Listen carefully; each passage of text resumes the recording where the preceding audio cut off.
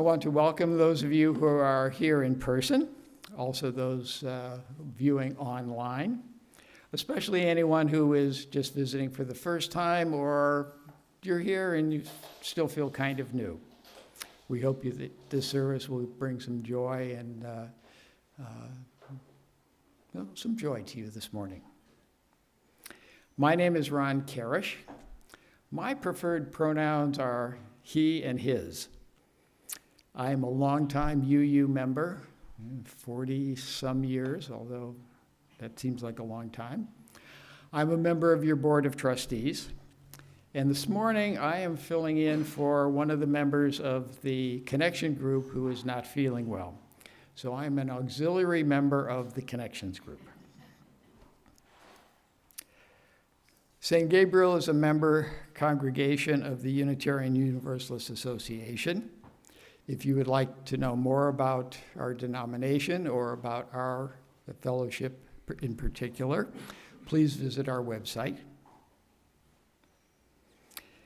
Please know that whoever you are, wherever you are from, whomever you love, wherever you are on life's journey, whatever your gender identity, your immigration status, or your religious history, you are welcome here today. Let's greet this day in song, and it is a beautiful day. Please rise in body or spirit as you are able. Our opening hymn is number 21 in the gray hymnal, The Beauty of the Earth, and I believe that the words are going to be behind me.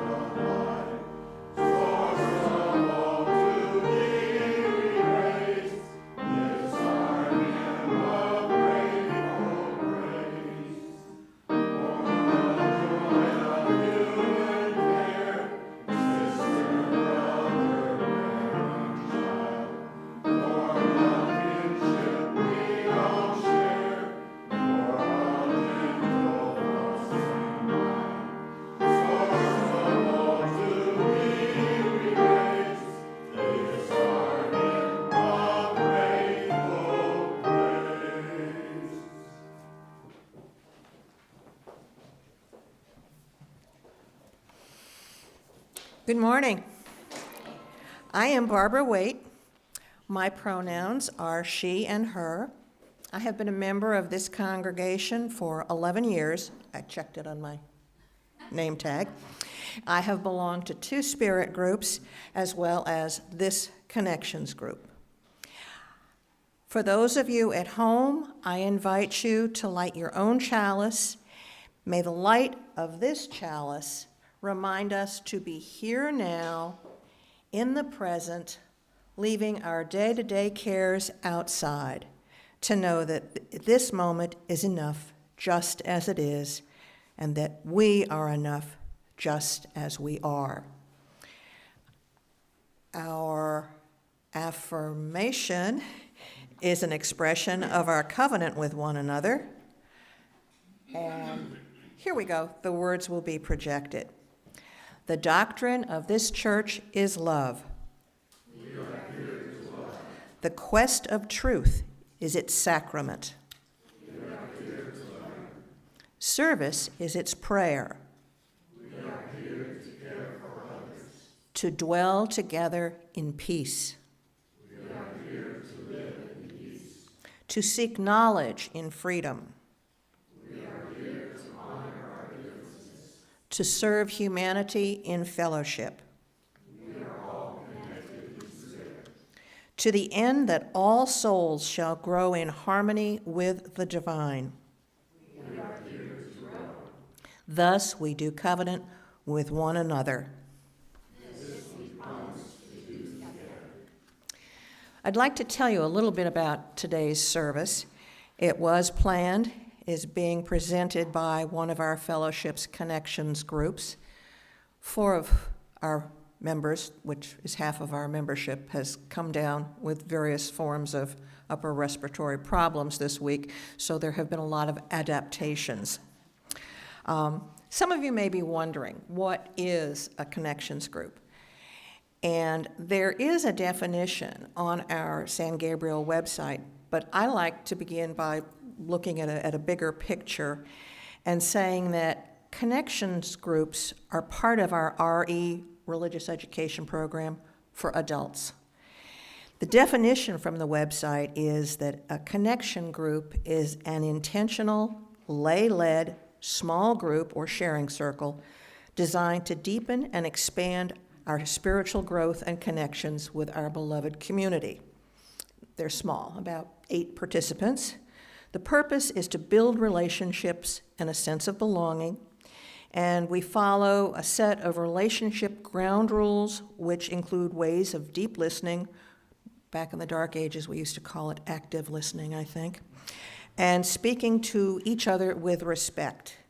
Generally, a meeting may last about 2 hours, and each group has the flexibility to decide how best to meet the needs.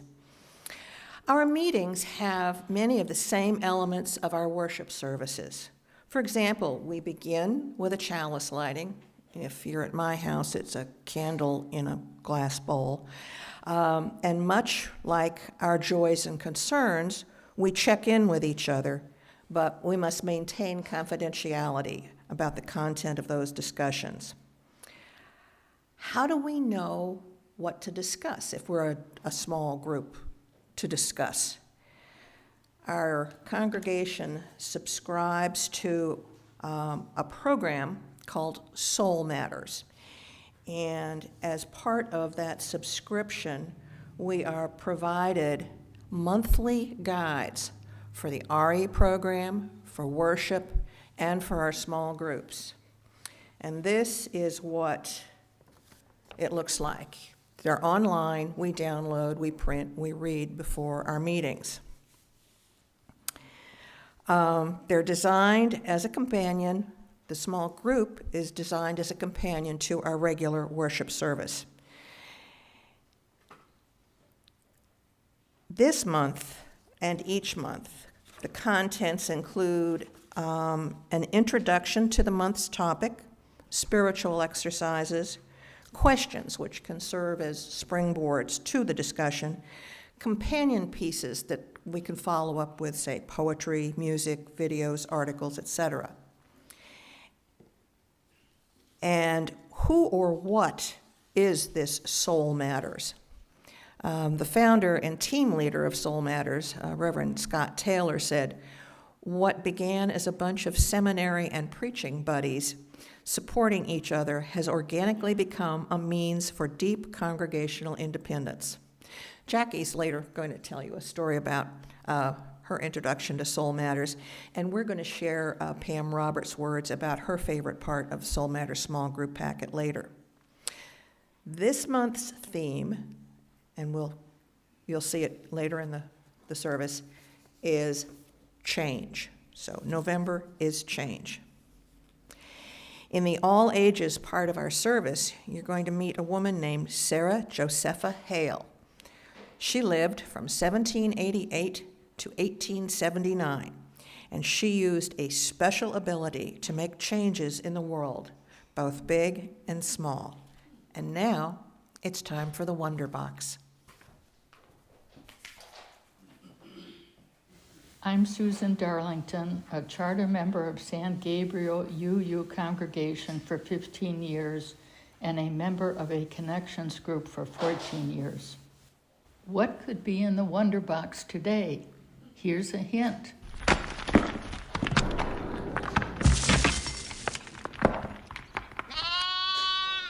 Sounds like a lot of things.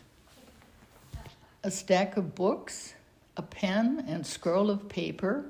What else could be in there? A cornucopia, an award medal,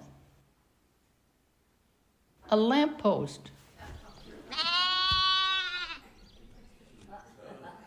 How are all the items from the Wonder Box related?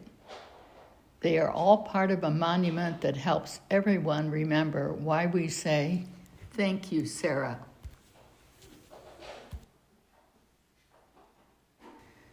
Thank You, Sarah, The Woman Who Saved Thanksgiving by Lori Halsey Anderson and illustrated by Matt Faulkner, read with permission by Simon & Schuster Books for Young Readers, an imprint of Simon & Schuster Children's Publishing Division.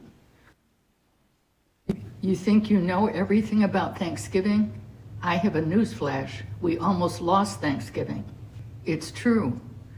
Way back when skirts were long and hats were tall, Thanksgiving was fading away. Sure, the folks up in New England celebrated it, but not in the South, not in the West, not even in the Middle Atlantic states. More and more people ignored the holiday.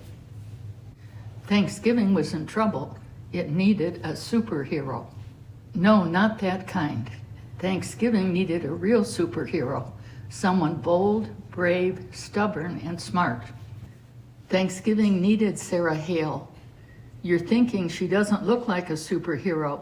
She looks like a dainty little lady. Never underestimate dainty little ladies. Sarah Hale was every inch a superhero. Not only did she fight for Thanksgiving, she fought for playgrounds for kids, schools for girls, and historical monuments for everyone. She argued against very serious things like slavery. And if that wasn't enough, she raised 5 children, wrote poetry, children's books, novels, and biographies. She was the first female magazine editor in America, and she composed Mary Had a Little Lamb. How did she do all of these things? Sarah Hale had a secret weapon at hand. A pen. She picked up her pen and wrote letters. She wrote articles. She wrote and wrote and wrote until she persuaded people to make the world a better place. Sarah Hale loved Thanksgiving. She wanted the whole country to celebrate it on the same day. When folks started to ignore Thanksgiving, well, that just curdled her gravy.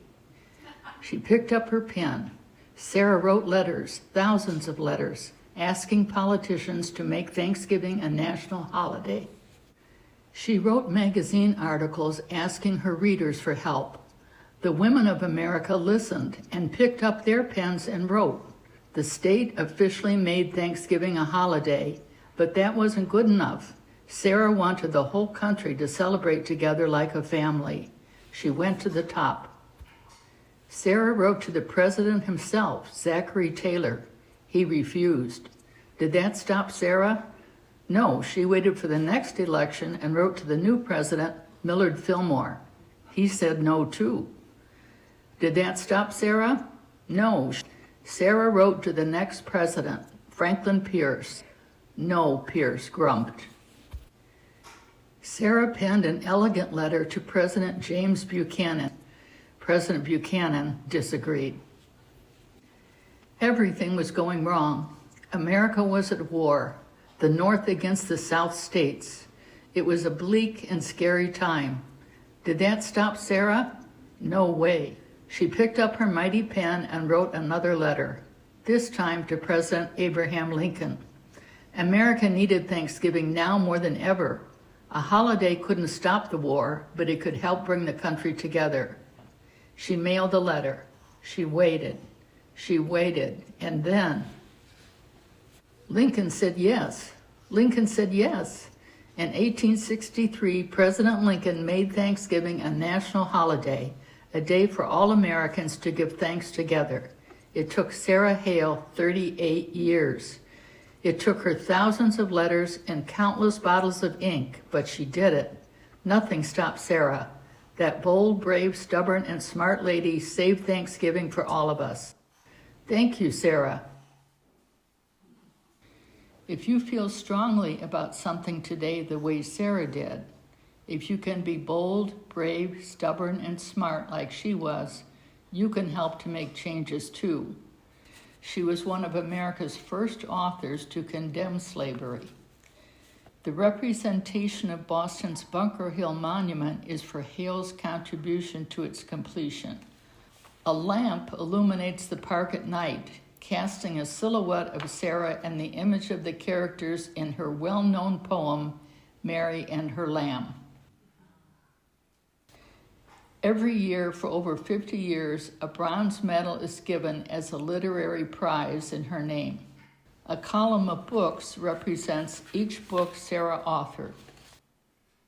If something is really important to you, then write letters or send emails to newspaper editors or the government leaders. Pick up your pen or your keyboard. Change the world.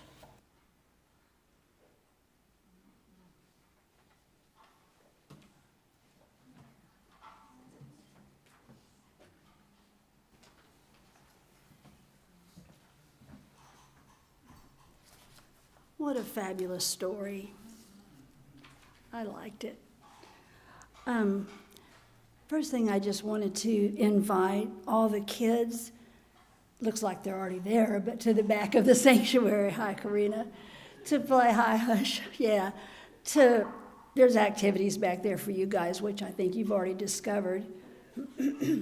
And second of all, I wanted to introduce myself. My name is Vivian Stidvent, and my pronouns are she and her. I've been a member of this fellowship since 2016. I currently am on the membership committee and am often behind the welcome table or, excuse me, I am so sorry, or at the door as a greeter. I also became a member of a connections group almost as soon as I became a member of this fellowship. And that has been one of the most important parts of my participation in my church community. As a matter of fact, our group even met during the pandemic by Zoom. So we have maintained this connection through pandemic and everything. My name is Jacquie Karash. My pronouns are she, her. I've been a member at San Gabriel and the Connection Group for 5 years.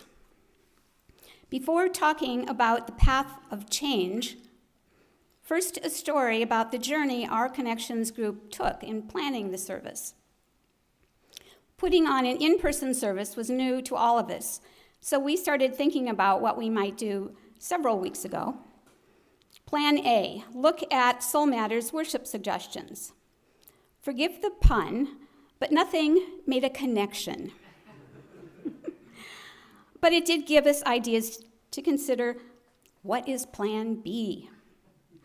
Now I digress with a story within that story. Our daughter gave Ron and me a weekend getaway on Whidbey Island near Seattle for our anniversary last year.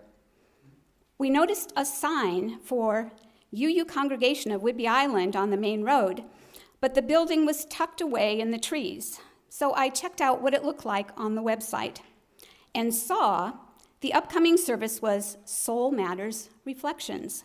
Why does soul matter?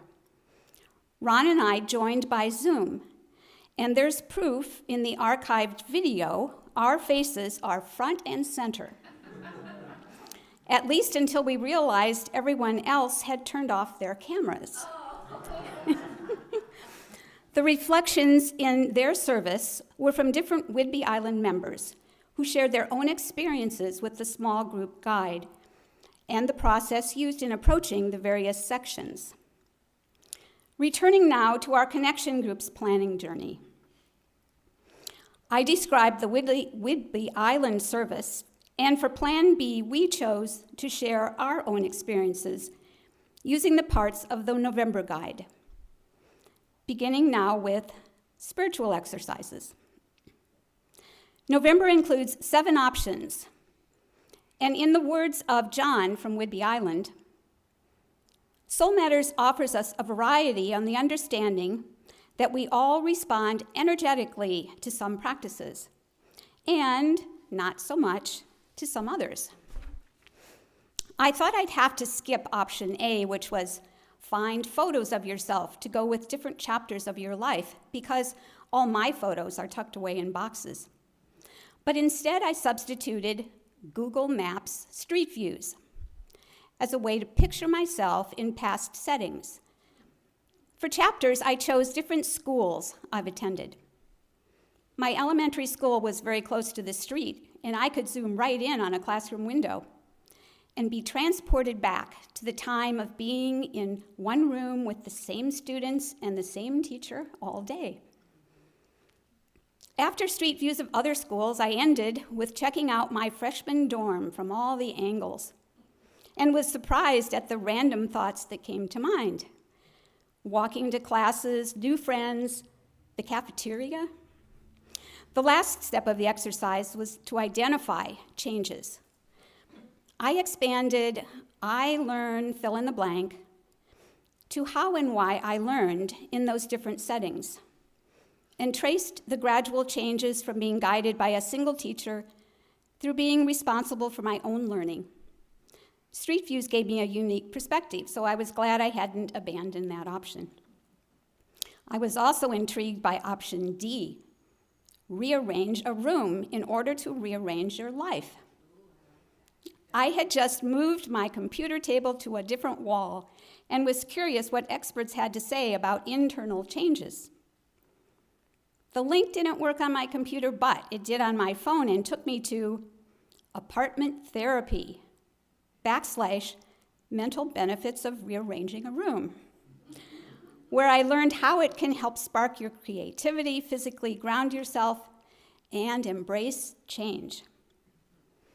The spiritual exercises were a comfortable and concrete way to ponder a variety of life experiences. And now, other parts of the November Small Group Guide.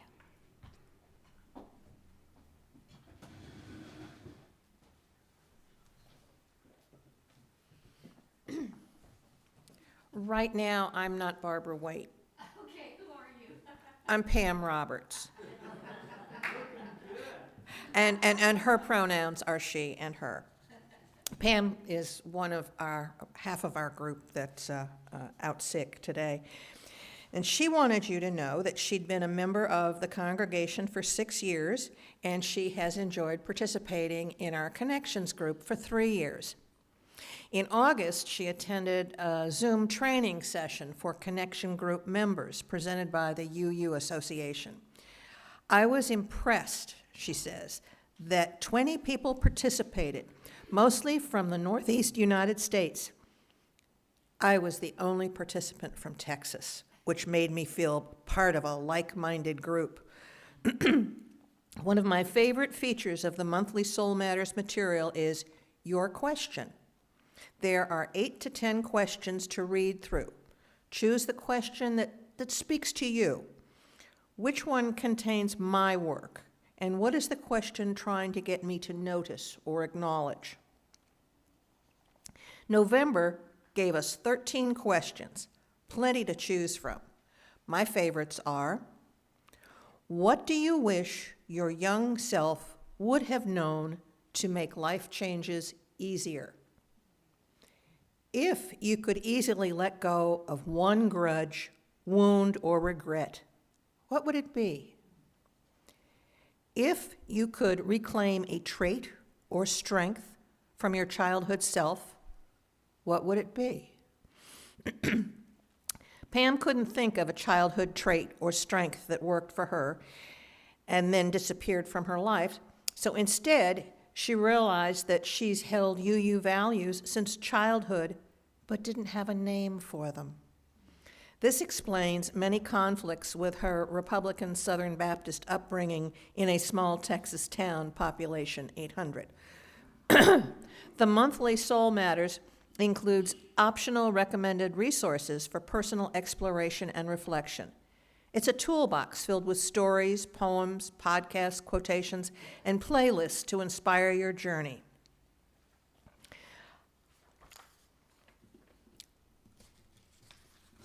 Are we ready for the second hymn? You want me to go ahead? Okay, we have time. There are also wise words on the change we all call loss and the work of letting go. Ellen Goodman says about loss and letting go, it begins with the vision to recognize when a job, life stage, a relationship is over and to let it go. It means leaving what's over without denying its validity or its past importance in our lives. We don't have the best parts of ourselves back in the dugout or the Capitol or the office. We own what we learned back there. The experience and growth are grafted onto our lives. And when we exit, we can take ourselves along. From William Bridges, much as we may wish to make a new beginning, some part of us resists doing so as though we were making the first step toward disaster. We resist transition not because we can't accept the change, but because we can't accept letting go of that piece of ourselves we have to give up when and because the situation has changed. Pam was happily surprised to learn that Christians, Jews, and Buddhists use the film Groundhog Day, where Bill Murray is forced to repeat the same day over and over and over again to illustrate religious principles. Now we have our second hymn. So that is going to be hymn number 168, One More Step. Let us sing together again. Please rise in body or spirit. This is in the gray hymnal, and the lyrics will be projected.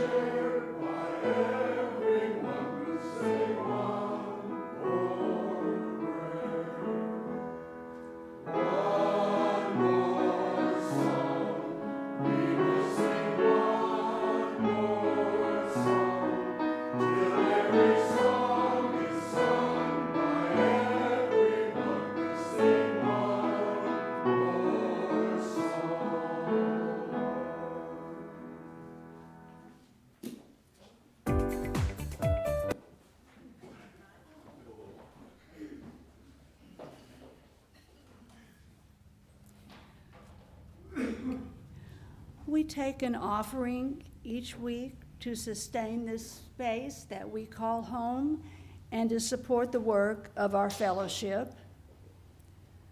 The offertory music is entitled New Beginnings. In the words of the composer Wendy Stevens, New Beginnings celebrates the hope of a new start while still acknowledging the tentative nature of new beginnings. The offering will now be gratefully received, and we thank you.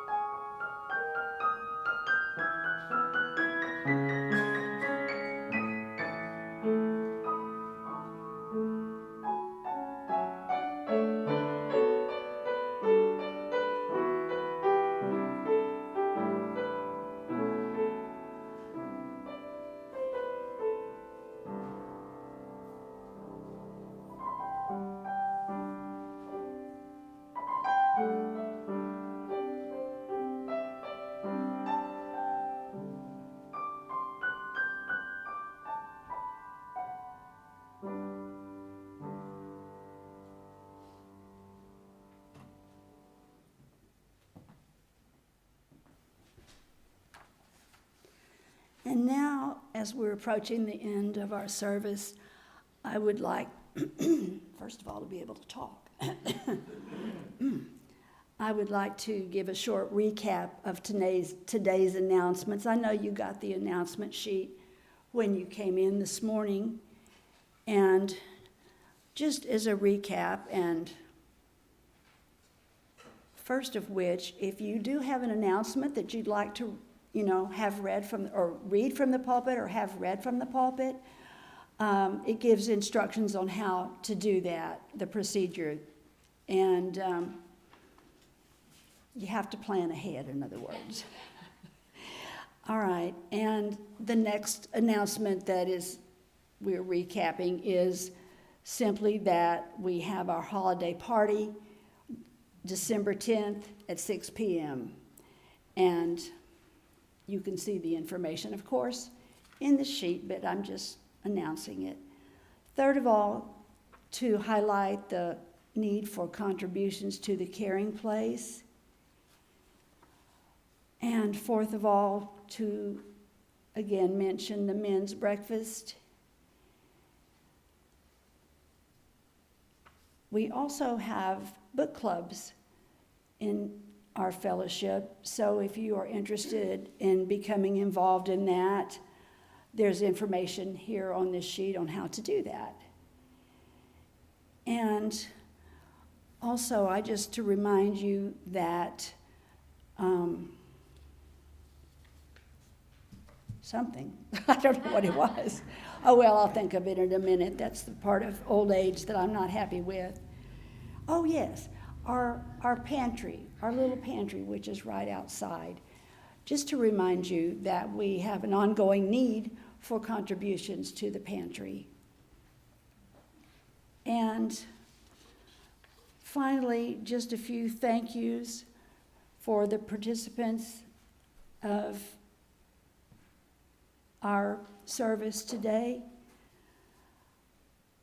And then after that, we will be going across the hall for coffee and conversations. There are a lot of people to thank.